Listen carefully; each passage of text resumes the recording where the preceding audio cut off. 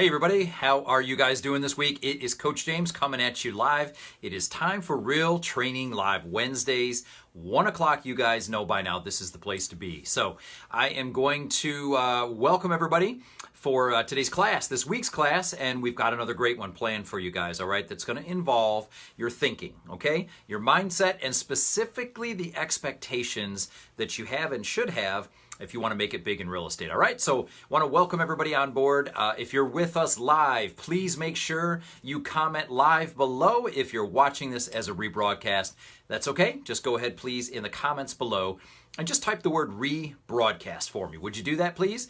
And also, always don't forget to share the video, all right? Please share this link, get this out, get it in front of as many other agents as you know that need this kind of help, this kind of training, all right? So give me 1 second, guys. As I do each week, I need to just refresh my my monitor over here so that as you hit me with questions and comments, I can see what it is that you're saying, all right? So 1 second, and we'll get this loaded up here, and we'll be all set to go, guys. So I was excited to think about this week's topic because it's something. Give me 1 second here. I don't know why this is kind of frozen. Just never fails. There we go. I was thinking about this a lot this week, actually the last couple of weeks, because I've had so many agents that I'm coaching, and maybe this relates to you as well, but so many agents who have been challenged by this whole thing of what's going on with a shift in the market, okay? And that's part of what we're going to look at here today, although the overall topic of this week's training is not about market shift, okay? But that is a part of it, and that is something that you have to be aware of, that it's going to shape your expectations, and it's going to be important that you get a handle on those if you want to have a strong mindset, okay? So before we jump in specifically to the thoughts that I have for you guys today, just want to remind you of two things. Okay, 2 reasons that I show up every single week. One of them is because I want to give you guys everything that you need to be successful in this business. Everything from scripts, tools, objection handlers, systems, ideas, thoughts, everything that I know is going to help you be successful. Okay, I've been doing this a long time. I've seen a lot of things that work, and I've seen a lot of things that don't work.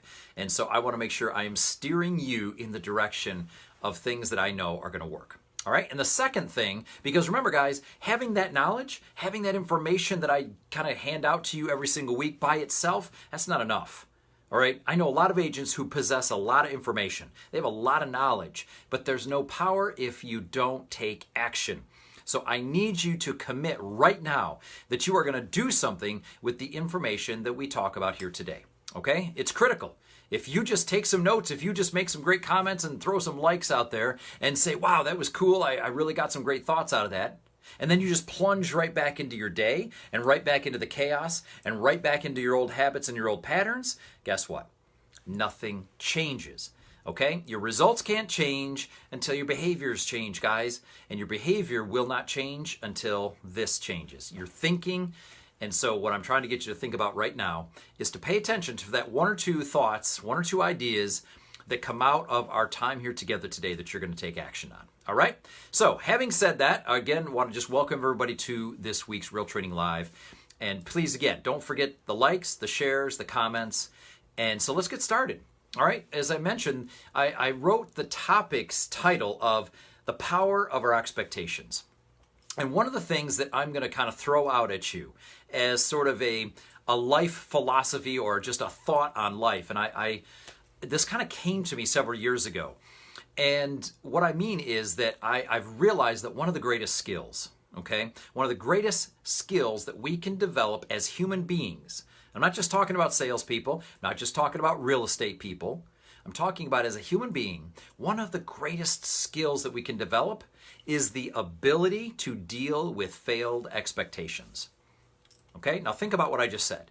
The ability to deal with failed expectations. Okay, so check it out. I don't know about you, but I know for me that I have had a lot of failed expectations in the course of my life, okay? And I'm not talking about huge, major, earth-shattering things. I'm just talking about little things that I thought were going to work out a certain way, that I was hoping were going to work out a certain way. I expected them to go a certain direction, and it didn't happen, okay?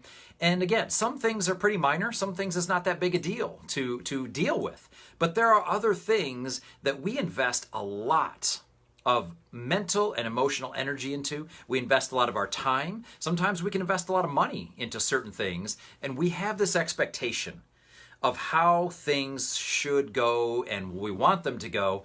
But guys, you and I both know that so often that is not the way it works. Okay?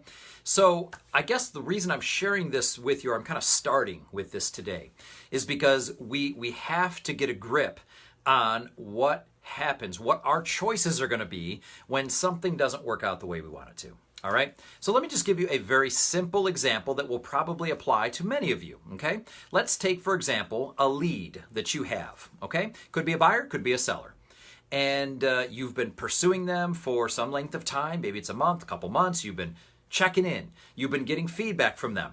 You've been, dutifully sending out your texts and your emails and all the other things you need to send out. And so you have created an expectation that you are going to get you're going to get that piece of business. You're going to get that buyer sale. You're going to get that listing when the time is right.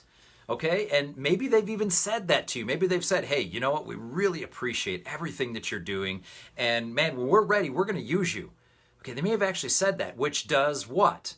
That strengthens our expectation, our belief that this is going to happen. And then, lo and behold, some weird turn of events, something that most of the time you can never explain why it happened, but it happened, and they list it with somebody else, or they bought a home with somebody else. And you have a decision at that moment to make when you find that out. Are you going to allow that to devastate you, to crush you, to frustrate you, to anger you, to depress you, to discourage you? Or are you going to learn how to manage that expectation or that failed expectation? Okay? So that's just one example, guys. It happens all the time. But I guess what I want to do is I want to talk for a little bit today about what should our expectations be based on, and how do we create the right expectation in our clients? Because I'll tell you right now, the number one reason why there is a poor customer service rating, for example, or the number one reason why people get upset in the course of a transaction is almost always failed expectations. But see, here's the problem. The problem is we don't often realize that our clients are creating expectations. Okay, it's all going on quietly up here. They're thinking to themselves, okay, well, I think we should expect to hear back from them today. I expect that they'll get this information to us by tonight. I'm expecting that they'll have a list of houses to go show us within 24 hours. I'm expecting that they're going to get an offer for us on our house within the first day because we've heard that the market is crazy. And so we're expecting this to happen. We're expecting that all of our photos, all of our videos, all of our marketing will be up and running and processed in 24 hours from the time we've signed this listing agreement. Okay, and they create all these expectations. And the problem is, if you don't start to create expectations in certain areas, this is what they're going to do. And then guess what? That may not have been realistic, but they didn't know that. And so things don't happen the way they thought they were going to happen. And immediately there becomes this process of frustration building, right? Your client's getting frustrated. They're getting confused. They don't understand. Why is this taking so long? Maybe the truth is this is just how long it normally takes for whatever it is to happen, but they thought in their mind that it was going to happen faster. And you didn't tell them any differently, so we have allowed them to create expectations that they are now holding us to. Okay? Whether we realize it or not, they're holding us to a standard. They're holding us to an expectation that they've arrived at. So part of our job, guys, has to be that as we work with buyers and sellers, okay, as we kick off relationships, as we get things going down the road toward working together, we've got to try to preempt some of the areas that we know clients tend to create expectations in. Okay? And we need to tell them how it really works, right? So let's go back to the example of how long should it take to get an offer on their home. All right, so let's say 90 days ago, let's say 6 months ago, in your particular market, maybe there was a very well-established pattern for multiple showings, multiple offers, over asking price, all within the first 24 to 36 hours, okay? That might have been the norm for you in your marketplace. But you know, today things have shifted a little bit in a lot of markets. Maybe yours is still red hot, I don't know. But I know for a lot of agents that I'm working with directly week in and week out, They're telling me that there's been a little bit of a shift. There's been a little bit of a slowdown. The activity's a little slower. Things are sitting on the market a little bit longer. It's taking longer to get offers, and you don't always get the multiples. But see, if the seller still thinks that they're going to have this incredible chaotic scenario, and you don't bother to tell them that, hey, you know what, things have cooled down. I don't know what you guys have heard. I don't know what your expectations are, but I just want to let you know. As a professional who does this every single day for a living, this is what we've seen happen in the last 30 days, the last 60 days. And you're setting the expectation. Now, they're not going to be as likely to get disappointed or frustrated, right? Because you've already told them what to expect. Okay? Again, this is just one example. I'll give you another great example. Feedback. Okay? The sellers in their mind tend to believe or tend to create the expectation that they are going to have feedback on any showings within like 2 minutes, right? Because they're thinking, oh my gosh, there's all this technology, there's all these ways to communicate. And so, you know there's a showing on their property at 9:30 in the morning, and at 9:45, guess what? You're getting the text. What did they say? Do they like it? Are they going to give us an offer? What have you heard, right? And guys, this happens all the time. I hear it from from agents all the time, all right? The reality is, most of the time, you're not getting feedback that quickly, okay? Agents don't respond that quickly to you to give you the feedback. So you need to set up the expectation with your sellers that, listen, let's talk about the process of getting you feedback on showings, okay? Because I'm sure you probably have a scenario in your mind of how that might go, all right? But let me explain to you a little bit about what that typically looks like. And then you go ahead and explain it. And you let them know that, you know what, I'm probably not going to call you after every single showing and give you feedback. I'm going to be collecting feedback over a series of a few days from all the showings we have. And we're going to talk once a week or twice a week or whatever it is that you decide to set up. And we're going to go through any feedback that I've been able to collect at that time. So Mr. and Mrs. Seller, is that going to be okay with you? All right? And you lay it out. You let them know what to expect so that there's no confusion. There's no opportunity for them to think that they should be getting this when the reality is you never had any intention of providing that. And maybe what they're expecting, in fact, a lot of times what they're expecting isn't even realistic, but they don't know any differently. Okay? So those are again some examples of areas where expectation can get us in trouble. And before you know it, you've got an upset client on your hands and you're trying to figure out what are they so upset about? I'm doing my job. I'm working. This is the way it always goes. And you're scratching your head thinking, why are they hitting me with these sort of like short, rude little texts and emails and snide comments about, are you really at work? Are you know what I mean? Like, you're trying to figure this out. And the truth is, you didn't set up their expectations. You let them create expectations of you that you never had any intention of fulfilling. Okay? So that's one aspect of this. Let's flip it over, guys, and let's talk about your expectations, okay? Your expectations of what should happen when you do certain things. So, for example, let's talk about lead generation, okay? Lead generation, if we're not careful, right, and a lot of times this happens with newer agents who are just getting into the flow of prospecting, they think to themselves, okay, I'm going to show up, I'm going to sit down at the phones by 8:30 or 9 o'clock, and I'm going to start running my dialer, and I'm going to be doing this and doing that, and I should have, every fourth person's going to pick up the phone. I'm going to have like a 25% contact rate, and I'm figuring probably every fifth person's going to be a hot lead, and, they create all these scenarios. Okay, now maybe this isn't you. Maybe you aren't guilty of this. Maybe this never happened to you recently or earlier on in your career, but again, guys, I hear this all the time, where agents are thinking, look, I'm doing all this work. I'm showing up, man. I'm putting in my time.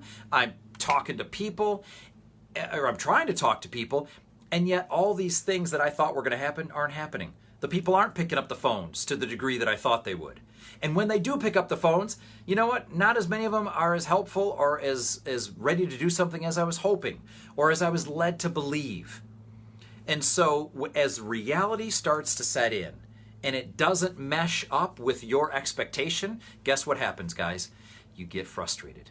You get angry. You get discouraged. You get depressed. You get all these things, guys, which push you below the line. Okay, that's a technical term for being out of whack mentally, okay? They push you below the line. And we've talked about this. I think this was, I don't know, 3 or 4 weeks ago on Real Training Live. We talked about our state of mind and how we can control to a better degree our state of mind. Because I'm telling you right now, again, if you lose control of this, right, you lose control of your actions. And if you lose control of your actions, your results, who knows? They're all over the place. So this idea, again, of coming into an activity, having the right expectation. All right, so I try, especially with newer agents and especially with new clients that I'm coaching, I try to let them know, hey, here's what I'm seeing from all the other agents I coach. Okay, most agents are getting between an 8 and 10% contact rate right now. Okay, which means if your goal is to talk to 20 people a day, you might have to make 200 dials.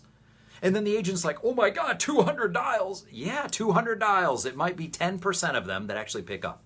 Are you okay with that? Can you handle that? Right? I mean, are your goals important enough that if it does take 200 dials, you're cool with that? Okay? And then they have a decision to make.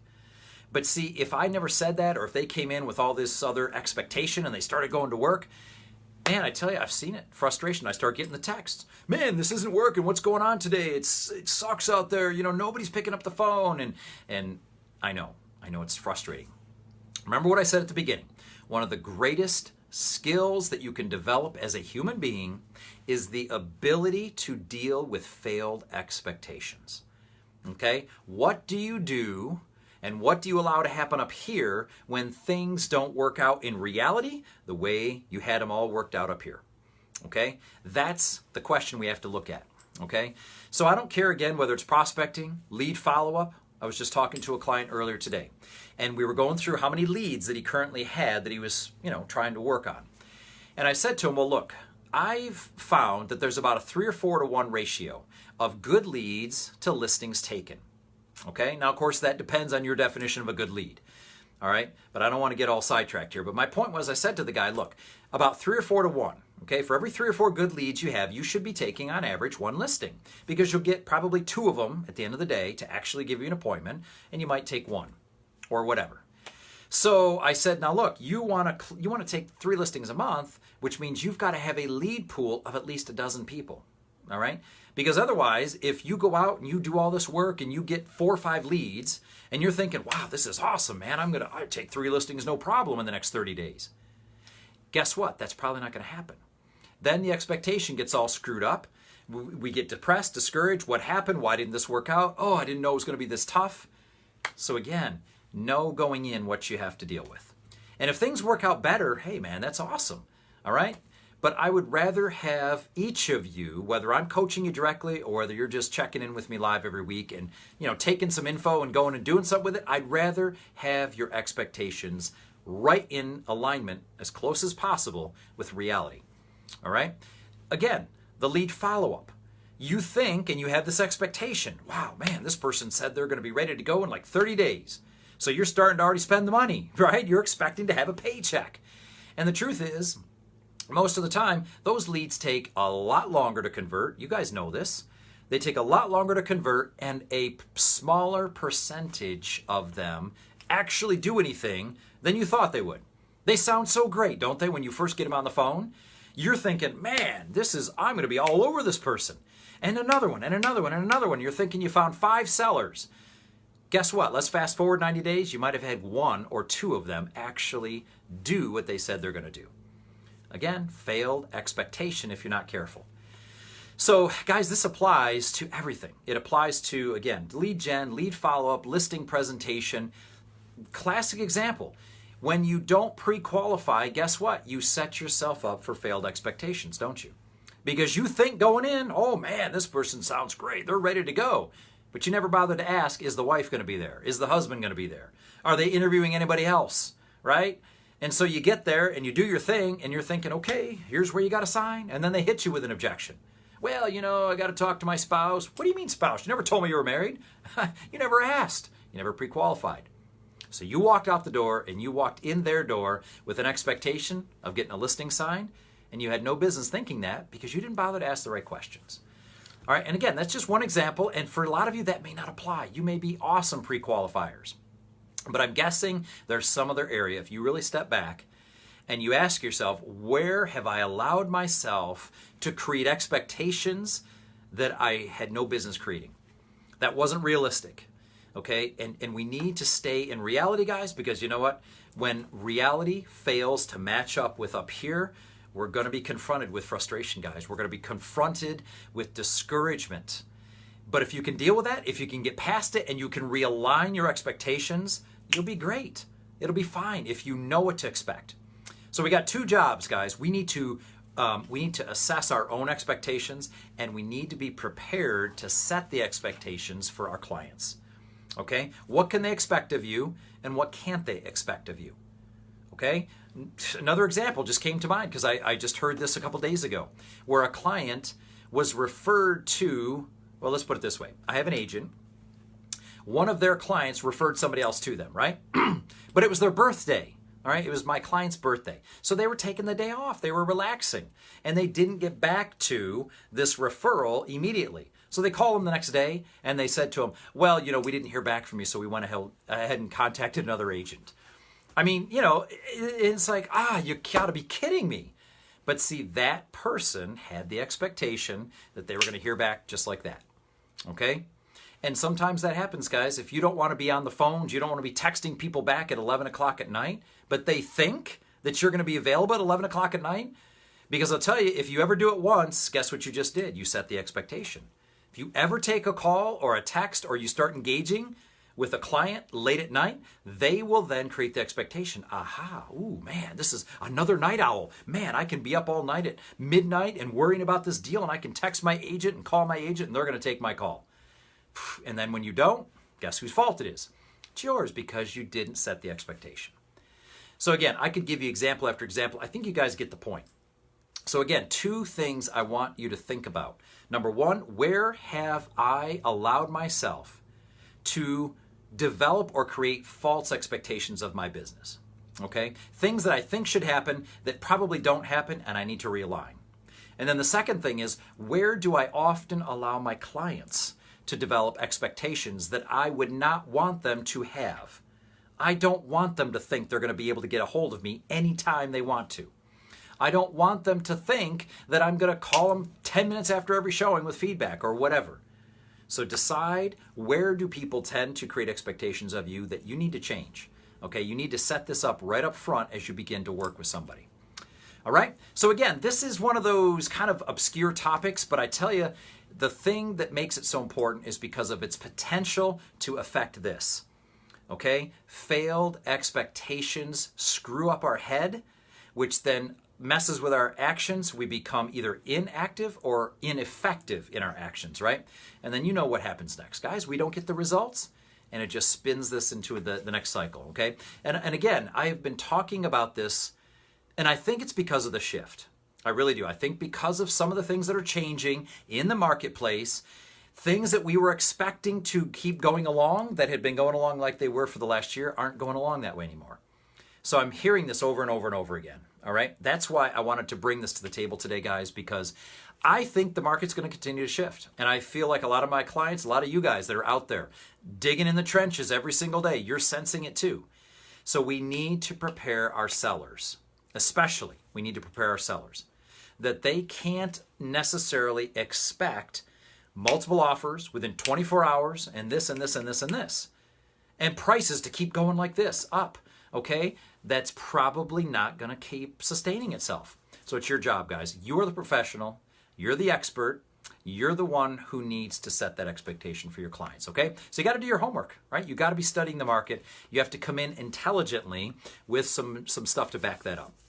All right, so if you guys have questions, I don't see any at the moment, but if you have some questions, again, man, just hit me up in the comments below, all right? Let me know what I can do to help.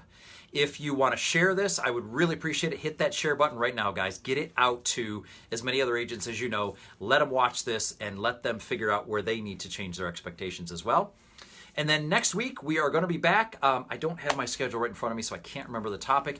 But we will be back next Wednesday, 1 o'clock Eastern Time, with a brand new topic, something that is designed to help you guys get the most out of your business, all right? So I hope this has helped today. Look forward to your comments. Look forward to your questions. Look forward to your feedback. And as always, guys, get out and make today count, all right? Thanks for being with me today, guys. Talk to you soon.